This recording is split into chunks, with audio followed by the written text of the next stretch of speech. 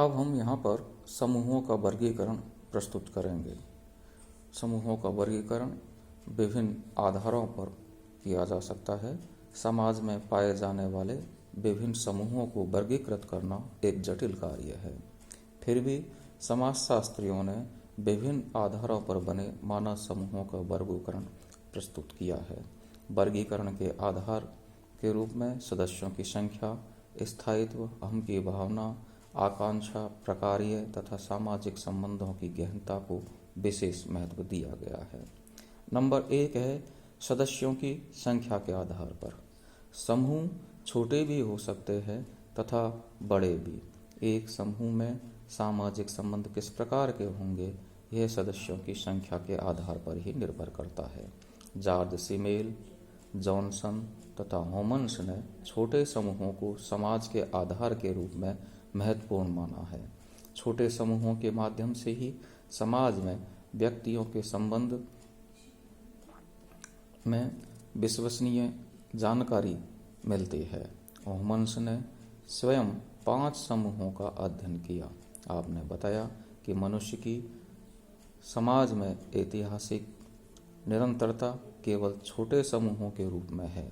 व्यापार, गिल्ड्स, धर्म, वर्ग, राष्ट्र, साम्राज्य, संस्कृतियाँ, सभ्यताएं सभी विघटित की गई, तोड़ी गई, उन्हें नष्ट किया गया, लेकिन प्रत्येक सामाजिक विघटन के मध्य भी छोटे समूह अपने अस्तित्व को बनाए रख सके। सदस्यों की संख्या के आधार पर मैकाइवर तथा पेज ने राष्ट्र एवं प्रांत जैसे बड़े समूहों का उल्लेख किया है। इन विद्वानों ने समान हितों के आधार पर बड़े समूहों के अस्तित्व को स्वीकार किया है। मर्टन ने अंत्यक्रिया की कमी के कारण राष्ट्र को समूह के रूप में स्वीकार नहीं किया है। फिर भी इतना तो निश्चित है कि एक राष्ट्र के सदस्यों में अहम की भावना पाई जाती है और साधारणतः लोग राष्ट्रीय हितों के प्रति जागरूक रहते हैं। नंबर 2 है औपचारिक एवं अनौपचारिक समूह। समूह का एक वर्गीकरण औपचारिक एवं अनौपचारिक रूप में किया गया है। औपचारिक समूहों की स्थापना कुछ निश्चित नियमों के आधार पर की जाती है। इस प्रकार के समूहों की स्थापना किसी विशिष्ट हित या उद्देश्य की पूर्ति के लिए की जाती है। औपचारिक समूहों में सदस्यों के पारस्परिक संबंधों में घनिष्ठता एवं आत्मीयता का अभाव पाया जाता है तथा विधान एवं नियमों के द्वारा उन पर नियंत्रण रखा जाता है। नियमों का उल्लंघन करने वाले को समूह से बहिष्कृत कर दिया जाता है अथवा दंडित किया जाता है। राजनीतिक दल, श्रम संगठन, विद्यार्थी परिषद, कॉलेज, स्कूल एवं राष्ट्र आदि औपचारिक समूह के उदाहरण है। औपचारिक समूह के सदस्यों की संख्या हजारों तक हो सकती है, अतः इनका आकार बड़ा होता है। इसमें व्यक्ति के स्थान पर उसके कार्य का अधिक महत्व होता है। औपचारिक समूह आधुनिक, जटिल एवं औद्योगिक समाज में अधिक पाए जाते हैं।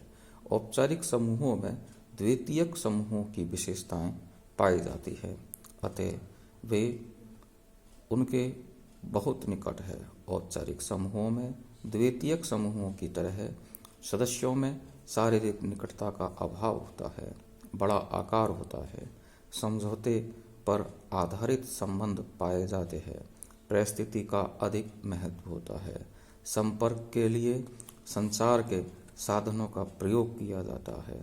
इनका निर्माण जानबूझकर कुछ उद्देश्यों की पूर्ति के लिए किया जाता है। अनौपचारिक समूहों में औपचारिक समूहों से विपरीत प्रकार की विशेषताएं पाई जाती हैं। वे प्राथमिक समूहों के अति निकट है। इनका आकार छोटा, सदस्यों की कम संख्या, उनमें आत्मीयता, घनिष्ठता, शारीरिक समीपता, सदस्यों में स्थिरता व निरंतरता पाई जाती है। अनौपचारिक समूहों के सदस्यों में हम की भावना तीव्र होती है। इनमें आमने सामने के घनिष्ठ एवं स्वतः निर्मित संबंध पाए जाते हैं। सर्वप्रथम मानव ने अनौपचारिक समूहों का ही निर्माण किया था। अनौपचारिक समूहों में परिवार, पड़ोस, मित्र मंडली, गप शप समूह, नातेदारी समूह आदि आते हैं। इस प्रकार के समूह सरल, ग्रामीण और आदिम समाजों में अधिक पाए जाते हैं। औपचारिक समूह व अनौपचारिक समूहों के भेद को हम प्राथमिक एवं द्वितीयक समूहों में पाए जाने वाले भेद के आधार पर दर्शा सकते हैं। स्थायित्व के आधार पर समूहों को स्थायी एवं अस्थायी समूह के रूप में वर्गीकृत किया जा सकता है। कुछ समूह सार्वभौमिक प्रकृति के होते हैं, जैसे परिवार, नातेदारी समूह एवं शिक्षण संस्था आदि, जिनकी हर समय आवश्यकता बनी रहती है। ये समूह स्थिर समूहों की श्रेणी में आते हैं। दूसरी ओर कुछ अस्थिर समूह भी पाए जाते हैं, जैसे भीड़ एवं श्रोता समूह, जो बहुत ही कम समय के लिए समूह के रूप में बने रहते हैं। कुछ समूह किसी विशिष्ट उद्देश्य को लेकर बनाए जाते हैं और उद्देश्य की पूर्ति होते ही वे स्वतः ही समाप्त हो जाते हैं। बॉटमोर ने अपनी पुस्तक सोशियोलॉजी में कहा है कि स्थिर और अस्थिर समूहों के बीच समूहों के एक विशेष प्रकार अर्ध समूह या आभासी समूह, जिसे हम क्वेसी ग्रुप कह सकते हैं, का भी उल्लेख किया है। ऐसा कहा जाता है कि गिन्सबर्ग ने अपनी पुस्तक रीजन एंड अनरीजन इन सोशियोलॉजी में सर्वप्रथम क्वेसी ग्रुप अर्थात आभासी समूह या अर्ध समूह का उल्लेख किया था। नंबर 4, हम की भावना के आधार पर हम अंतः समूह एवं बाह्य समूह। यह वर्गीकरण समनर के द्वारा किया गया था। आपको ध्यान होगा समनर की पुस्तक का उल्लेख पूर्व में भी आ चुका है। फोकवेज नाम से समनर ने अपनी पुस्तक की रचना की थी। उसमें उसने हम की भावना के आधार पर अंतः समूह एवं बाह्य समूह का उल्लेख किया है। इस आधार पर 2 प्रकार के समूह बताए हैं, अंतः समूह और बाह्य समूह। अंतः समूह को हम समूह और बाह्य समूह को वे समूह के नाम से भी जाना जाता है। एक अंतः समूह के सदस्यों में आपस में हम की भावना पाई जाती है। इसी भावना के कारण अंतः समूह के सदस्यों में एकता दिखाई पड़ती है। एक अंतः समूह के सदस्य अपने समूह को सर्वश्रेष्ठ तथा अन्य समूहों को हीन मानते हैं। एक अंतः समूह के सदस्य व्यवहार के सामान्य नियमों का पालन करते हैं और इन्हीं नियमों के द्वारा वे एक दूसरे से बंधे रहते हैं। जब हम बाह्य समूह पर विचार करते हैं तो पाते हैं कि इस समूह में भी वे सभी विशेषताएं पाई जाती है जो एक अंतः समूह में होती है। अतः अंतः समूह और बाह्य समूह एक दूसरे के विपरीत विशेषताओं वाले समूह न होकर केवल हम और वे की भावना पर आधारित होते हैं। अंतः समूह एवं बाह्य समूहों का कोई निश्चित विशिष्ट आकार नहीं होता है। हम एक अंतः समूह परिवार जितना छोटा एवं विश्व जितना विस्तृत भी हो सकता है। एक अंतः समूह में वे सब लोग आ जाते हैं जिन्हें हम सर्वनाम के अंतर्गत सम्मिलित किया जाता है, अर्थात जिन्हें हम अपना समझते हैं। हमारा परिवार, कक्षा, कॉलेज, देश हमारे लिए अंतः समूह है। जिन समूहों को हम अपना नहीं समझते वे बाह्य समूह के अंतर्गत आते हैं। अंतः समूह के सदस्य एक दूसरे में से साधारणतः सहयोगी एवं मैत्रीपूर्ण व्यवहार करते हैं, परंतु बाह्य समूह के सदस्यों के प्रति घृणा, द्वेष, प्रतिद्वंद्विता, भय तथा संदेह तक की भावनाएं पाई जाती है। विभिन्न राजनीतिक दलों, धार्मिक संघों एवं राष्ट्रों में कई बार एक दूसरे के प्रति इस प्रकार की भावनाएं दिखाई पड़ती है। आगवर्ण तथा निम्नकों का विचार है, हमने अपने अंतः समूह के सदस्यों के लिए सहानुभूति एवं सहकारिता की भावना पाई जाती है, जबकि इसके विपरीत बाह्य समूह के प्रति विरोधी भावना पाई जाती है। उनके प्रति भय, संदेह, घृणा आदि के भाव होते हैं। रॉबर्ट वीरस्टीड ने समूह के बारे में लिखा है कि अंतः समूह और बाह्य समूह कोई वास्तविक समूह नहीं है। एक व्यक्ति हम और वे सर्वनामों का प्रयोग करता हुआ स्वयं इन्हें बना लेता है। इन समूहों के संबंध में वीरस्टीड ने महत्वपूर्ण शब्दों की ओर हमारा ध्यान आकर्षित किया है। प्रथम, अंतः समूह बाह्य समूह को दकियानुस और पिछड़ा हुआ समझता है। हमें अपने समूह के सदस्यों में अनेक अंतर दिखाई पड़ते हैं, परंतु बाह्य समूह के सभी सदस्यों को हम समान मानकर चलते हैं। अंतः समूह के सदस्यों के प्रति हमारे व्यवहार में अंतर पाया जाता है, जबकि बाह्य समूह के सदस्यों के प्रति हमारे व्यवहार में समानता पाई जाती है। द्वितीय, बाह्य समूह के काल्पनिक एवं वास्तविक खतरे से अंतः समूह में एकता एवं सुदृढ़ता बढ़ती है।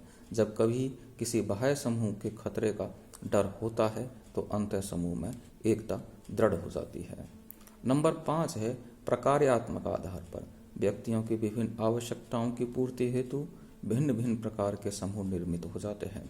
व्यक्ति की शैक्षणिक, व्यावसायिक, राजनीतिक, बौद्धिक, कलात्मक एवं मनोरंजनात्मक आवश्यकताओं की पूर्ति हेतु इसी आधार पर बने समूहों के माध्यम से होती है।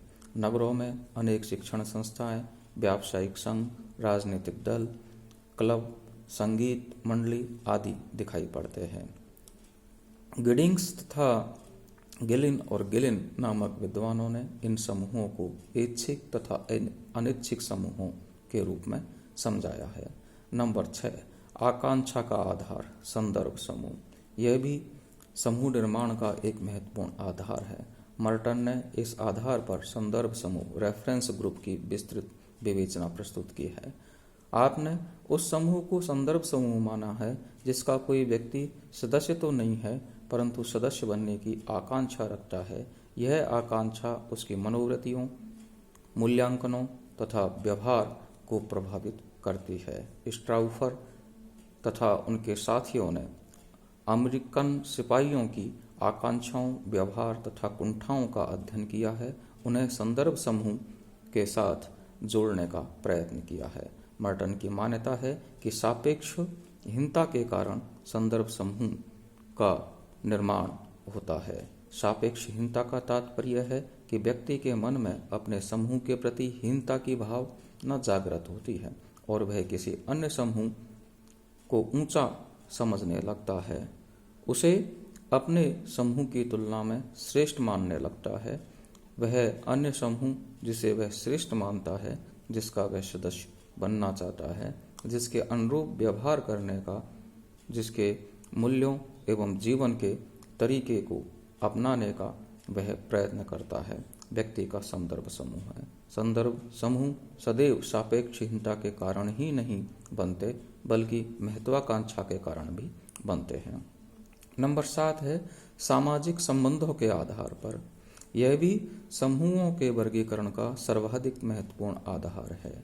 यहाँ राजनीतिक संबंधों की गहनता के आधार पर समूहों को वर्गीकृत करने का प्रयत्न किया गया है। इस दृष्टि से चार्ल्स कूले के द्वारा प्रस्तुत वर्गीकरण अत्यंत महत्वपूर्ण है। आपने संबंधों की घनिष्ठता का आधार पर प्राथमिक समूह की अवधारणा को प्रतिपादित किया। बाद के समाजशास्त्रियों ने प्राथमिक समूहों से भिन्न विशेषताओं वाले समूहों को द्वितीयक समूहों के नाम से संबोधित किया है। प्राथमिक एवं द्वितीयक समूहों के बारे में हम अलग से विस्तार से भी चर्चा करेंगे।